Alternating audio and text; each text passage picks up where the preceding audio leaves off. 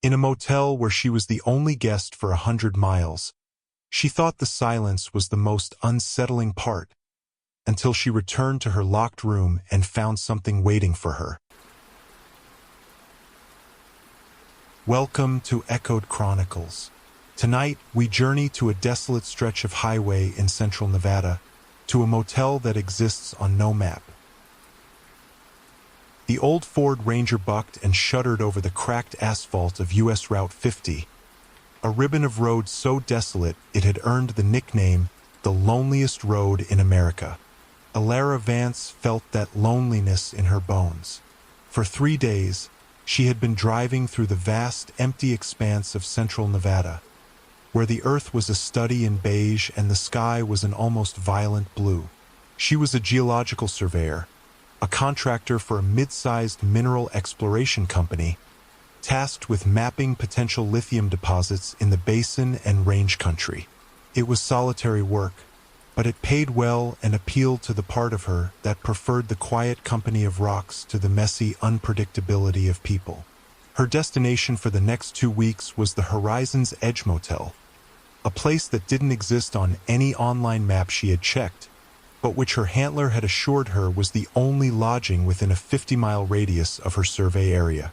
As the sun began to dip below the jagged silhouette of a distant mountain range, casting long, distorted shadows across the desert floor, she finally saw it. A low-slung building with a flickering neon sign that simply read Motel in a sickly green light. The Horizon's Edge part of the sign was dark, the tubes shattered. She pulled the truck into the gravel lot, the crunch of the tires sounding unnaturally loud in the profound silence. There were no other vehicles. The office was a small, detached structure with a large window that looked out onto the empty highway. She killed the engine and the silence rushed back in, broken only by the faint, rhythmic squeak of the sign above her. Alara pushed open the office door, a small bell announcing her arrival with a cheerful jingle that felt entirely out of place. The man behind the counter didn't look up immediately. He was meticulously polishing a pair of glasses with a graying cloth, his movements slow and deliberate. He was older, maybe late 60s, with thin white hair combed over a freckled scalp. "Checking in," Alara said, her voice a little rough from disuse. The man set his glasses down and finally looked at her. His eyes were a pale, watery blue. "Knew you'd be along," he said, his voice a dry rasp. "Company called. Said to expect a Miss Vance." He pushed a registration card across the worn laminate countertop. "Just need a signature." As she scribbled her name, she noticed his stillness. He wasn't just quiet. He was motionless, his gaze fixed on her hand as she wrote. "You're the only one tonight," he stated, not as a pleasantry, but as a fact. He took the card back and retrieved a key from a hook on the wall. The key was attached to a large plastic fob with the number 7 embossed on it. "Room 7, he said, sliding it across the counter. "It's on the end. Quietest one." "They all look pretty quiet," Alara replied with a tired smile. The man didn't return it. He just stared at her. "It's a different kind of quiet out here," he said, his voice dropping slightly. "You get used to it, or you don't." He then turned his attention back to his glasses, picking them up and inspecting them against the dim light as if she were no longer there. Feeling a prickle of unease, Alara grabbed the key and headed back to her truck. The air had grown cooler with the fading light. She parked in front of room 7, the last one in the row. The door was painted a faded, peeling brown. The room was exactly what she expected. A double bed with a thin, patterned bedspread, a small table and 2 chairs bolted to the floor, and a television set that looked older than she was. The air was stale, thick with the smell of old cigarette smoke and pine-scented cleaner. She dropped her duffel bag on the floor and tested the deadbolt on the door. It felt loose in its housing, offering more of a suggestion of security than the real thing. After a quick shower that produced lukewarm water with a metallic tang, she sat at the small table and spread out her topographical maps, trying to focus on the next day's work. The silence of the room pressed in on her. It wasn't just quiet.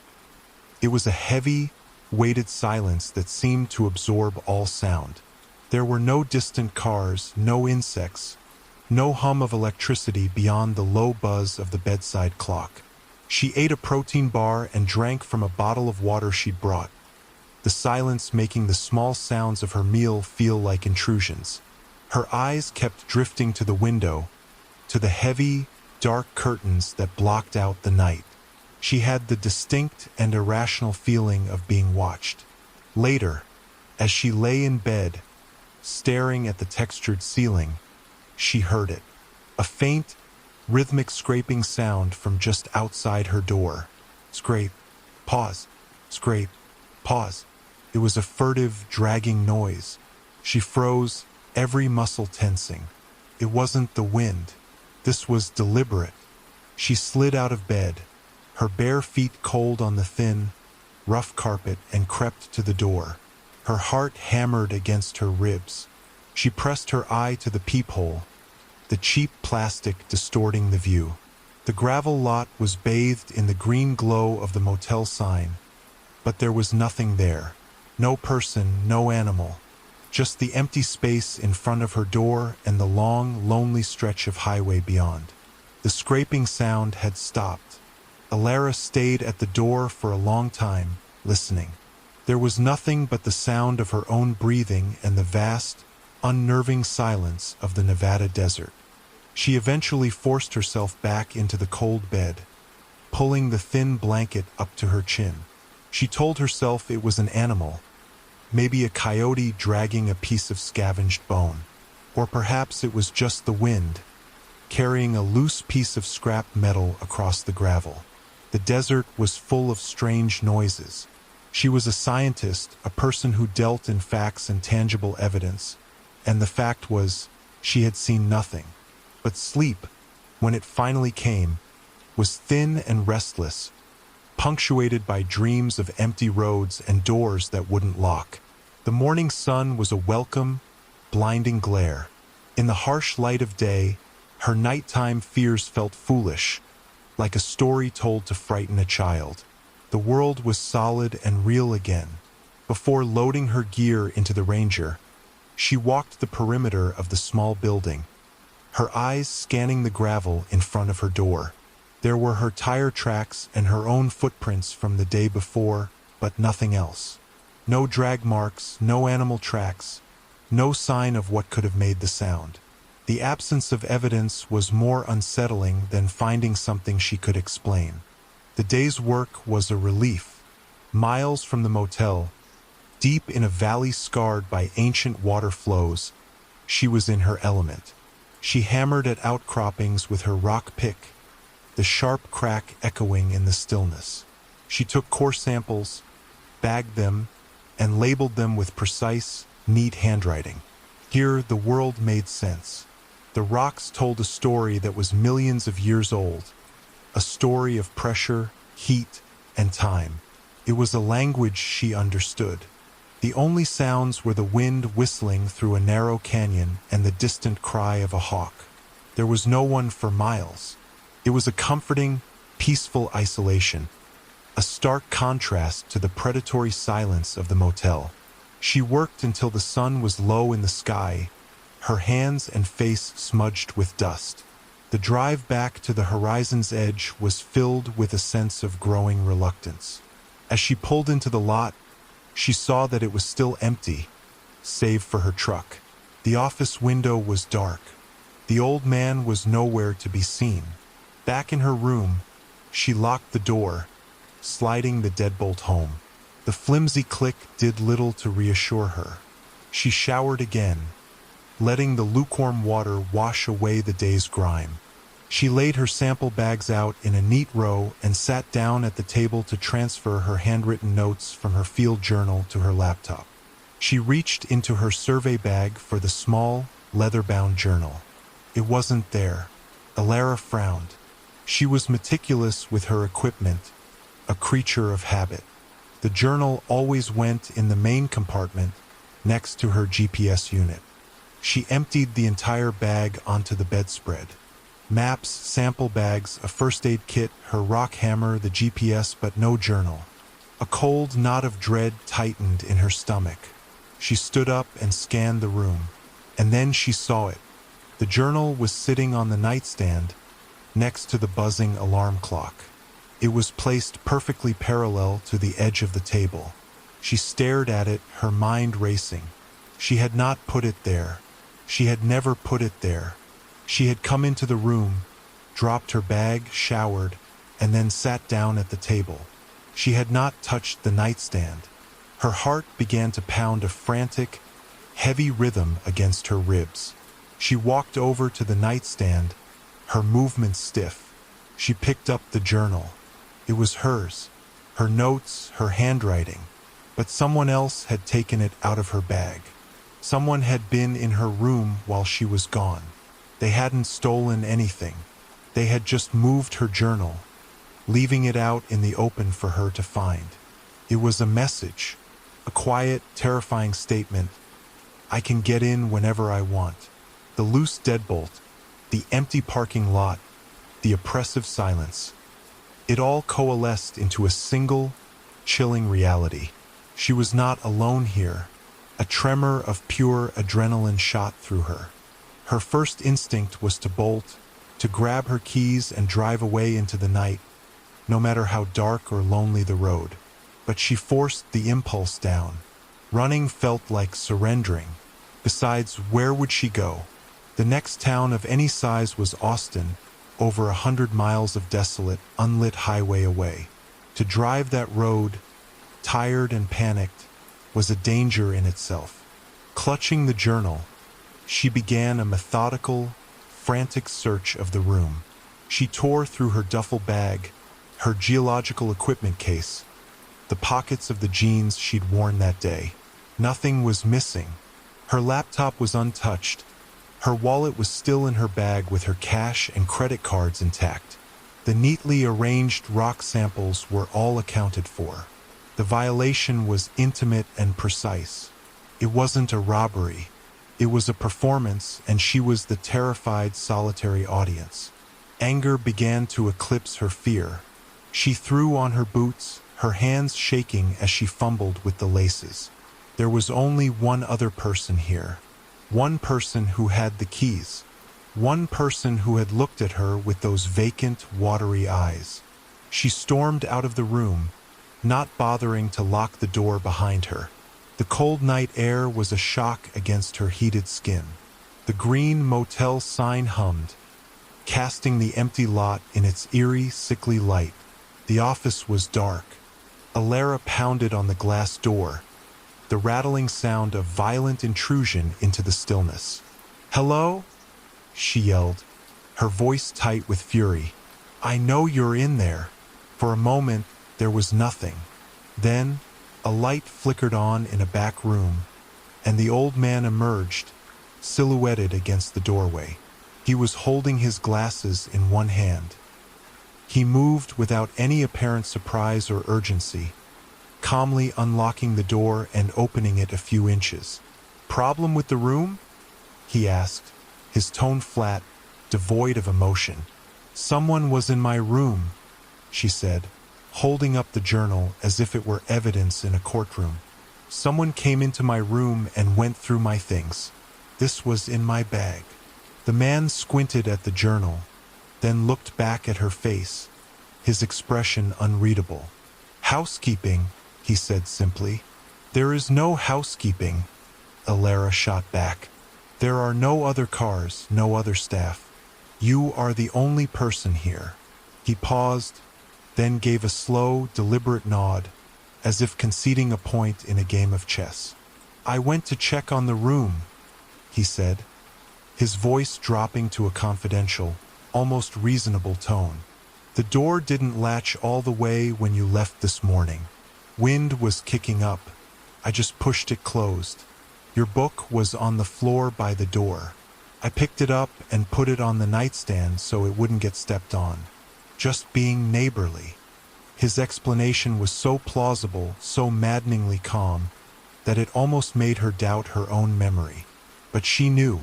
She knew where she had packed that journal. She remembered zipping the bag. The cold certainty of the violation was a physical thing inside her. He was lying. The story was a carefully constructed piece of gaslighting, designed to make her feel irrational. "The door was locked," she said, her voice trembling slightly. "I checked it."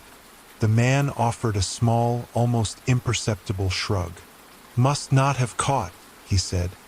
He looked past her, out at the immense, dark emptiness of the desert. "You get a lot of wind out here. Plays tricks." He wasn't looking at her anymore, his gaze fixed on the horizon as if the conversation was already over.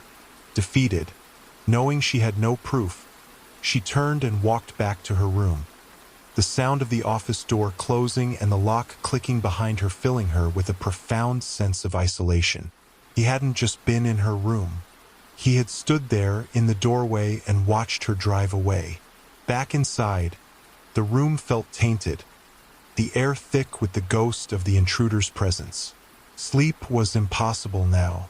Leaving was still not an option. She was trapped. She looked at the flimsy deadbolt, now completely useless in her mind. Her eyes darted around the room, looking for some way to feel safe. She grabbed one of the chairs that was bolted to the floor. The bolts were old and rusted. With a surge of adrenaline, she put her foot on the base and wrenched it sideways. The metal groaned in protest, and then one of the bolts snapped. She pulled again, harder, and the second one tore free from the floorboards with a splintering crack. She dragged the heavy chair to the door and jammed its back firmly under the knob.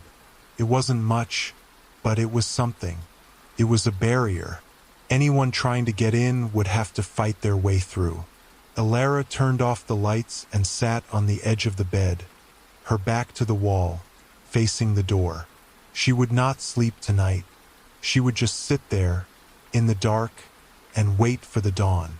The hours passed with agonizing slowness. Alara sat immobile, a sentry in the dark, every nerve ending alive with a painful, heightened awareness. The silence of the motel was a canvas, and her mind painted all manner of sounds onto it. The scrape of a foot on gravel, the whisper of a hand on the doorknob. She heard them all, and yet she knew they were phantoms. The only real sound was the low, electric hum of the clock, each flip of the minute a small eternity.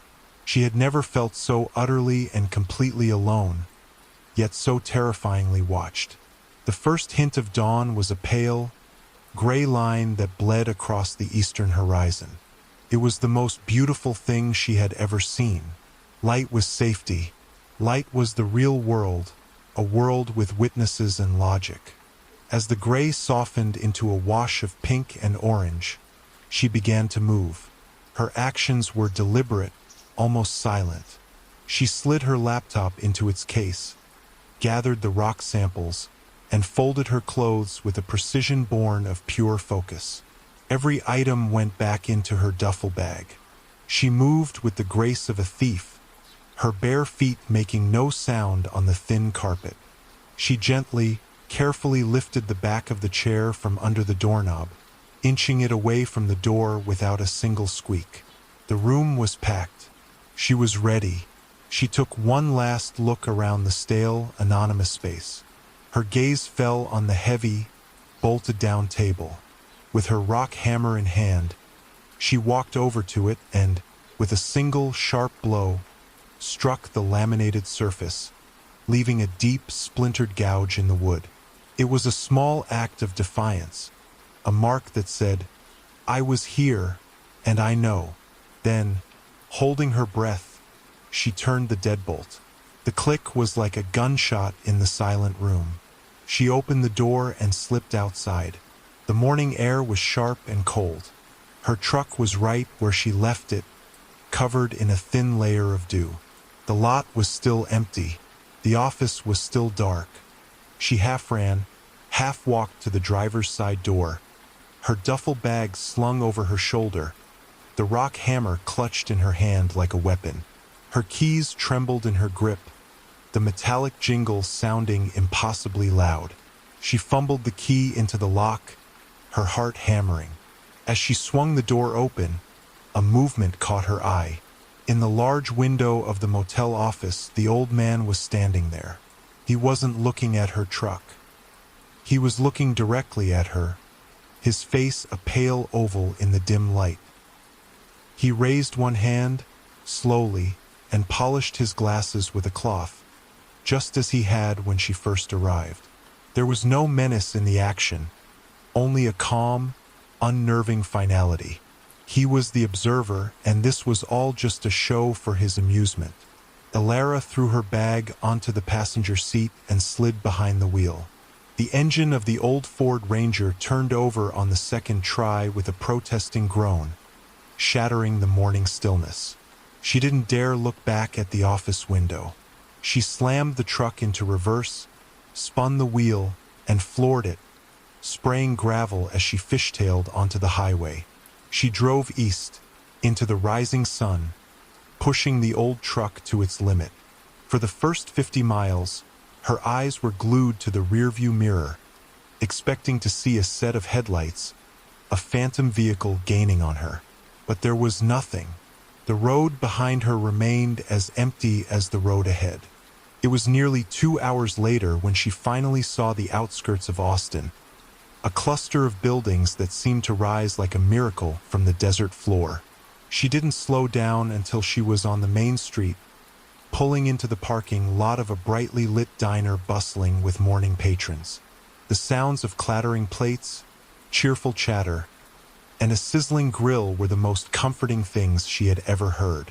She cut the engine and let her head fall back against the headrest, a long, shuddering breath escaping her lips. It was over. She was safe. She reached across the cab for her phone to call her handler and tell them she would never work in this sector again. Her fingers brushed against something hard and plastic on the passenger seat, nestled right beside the duffel bag she had thrown there in her haste. She looked down. It was the key fob from her room, a large piece of cheap plastic with the number 7 embossed on it. It hadn't been there before. He had put it there, while she was inside, waiting for the dawn. He had walked out into the cold, dark lot, opened the door to her truck, and left his little trophy for her to find. A final, silent message. He could get in anywhere,